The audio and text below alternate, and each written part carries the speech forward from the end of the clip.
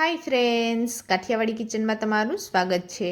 તો આજે બનાવીશું આપણે ઉનાળાની સિઝન સ્પેશિયલ મેંગો કેક.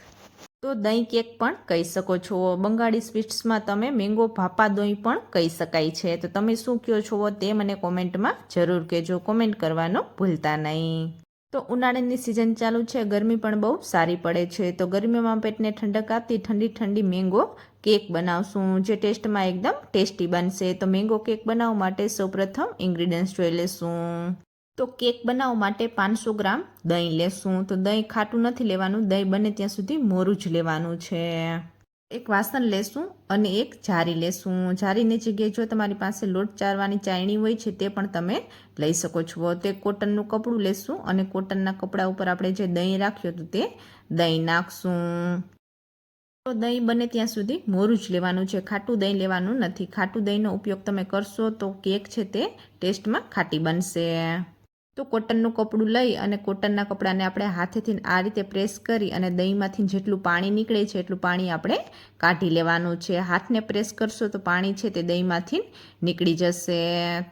તો દહીંમાંથી પાણી કાઢી અને પોટલીમાં આપણે રબર બાંધી દઈશું. જો તમારે રબર બાંધવું ના હોય તો તમે ગાંઠ પણ બાંધી શકો છો. તો પોટલીને આપણે વજન મૂકી અને 15 મિનિટ સુધી સાઈડમાં રાખી દઈશું, એટલે પાણી છે તે બધું નીકળી જશે. તો આપણે કેરી લેશું, કેરીની છાલ કાઢી અને કેરીને નાના ટુકડામાં કટ કરી લેશું. તો આપણે મિલ્ક મેડ લેશું. તો 1 કપ આપણે મિલ્ક મેડ લેશું. આ મિલ્ક મેડ છે તે તમને કોઈ પણ કરિયાણાની દુકાને કે સુપર માર્કેટમાં આરામથી મળી જશે. તો થોડા પિસ્તા લીધા છે.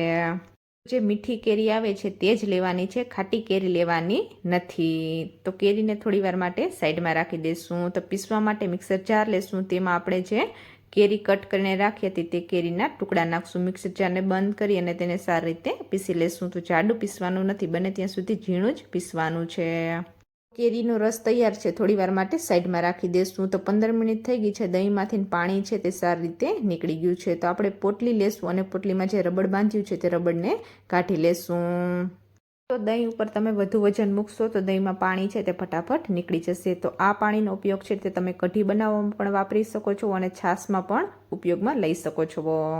તો 15 મિનિટ તમે દહીં ઉપર વધુ વજન મૂકી અને રાખશો તો દહીંમાંથી પાણી છે તે આરામથી નીકળી જશે. અને જો પાણી ના નીકળે તો તમે વધુ 30 મિનિટ સુધી પણ રાખી શકો છો. તો હવે આપણે એક મોટું વાસણ લેશું. તેમાં આપણે જે દહીં રાખ્યું હતું તે દહીંનો મસ્કો નાખશું અને જે કેરી પીસીને રાખી હતી તે કેરીનો રસ નાખશું. કેરીનો રસ નાખી અને આપણે જે મિલ્ક મેડ રાખ્યું હતું તે નાખશું.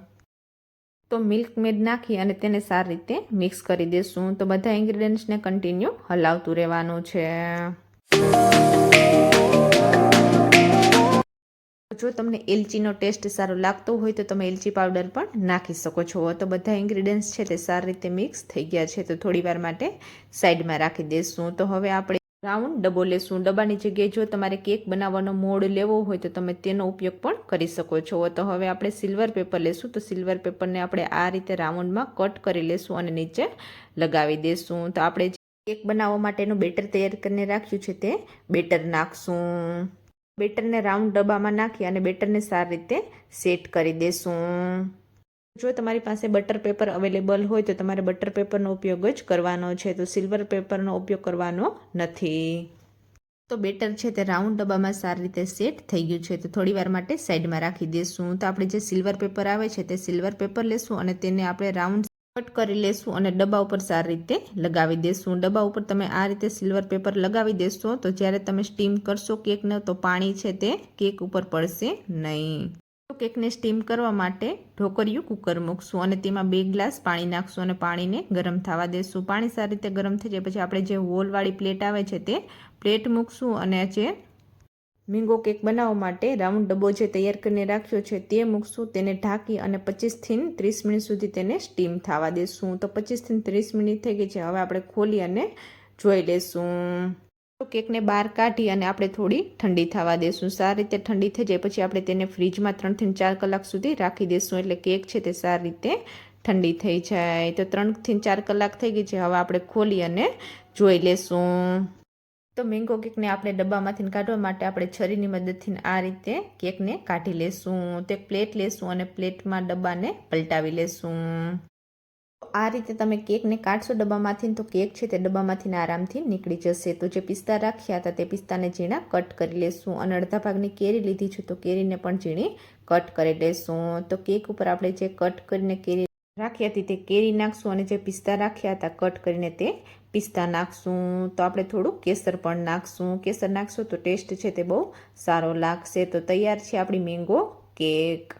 તો અત્યારે કેરીની સિઝન ચાલુ છે. કેરીની સિઝન જાય તે પહેલાં તમે પણ એકવાર આ રીતે મેંગો કેક જરૂર ટ્રાય કરજો. મેંગો કેક છે તે ટેસ્ટમાં એકદમ ટેસ્ટી બનશે. અને જો તમે આ રીતે મેંગો કેક બનાવી હોય અને તમારી કેક ટેસ્ટમાં કેવી બની હતી તે મને કોમેન્ટમાં જરૂર કહેજો. કોમેન્ટ કરવાનું ભૂલતા નહીં. રેસીપી સારી લાગી હોય, ચેનલમાં નવા હો ને ચેનલને સબસ્ક્રાઈબ ના કરી હોય તો ચેનલને લાઇક કરજો, શેર કરજો, કોમેન્ટ કરજો. આવી જ નવી રેસીપી જોવા માટે ચેનલને સબસ્ક્રાઈબ કરજો અને રેસીપીને ફ્રેન્ડ સાથે શેર કરતા રહેજો. Thank you. મળીએ આપણે નેક્સ્ટ રેસીપી સાથે.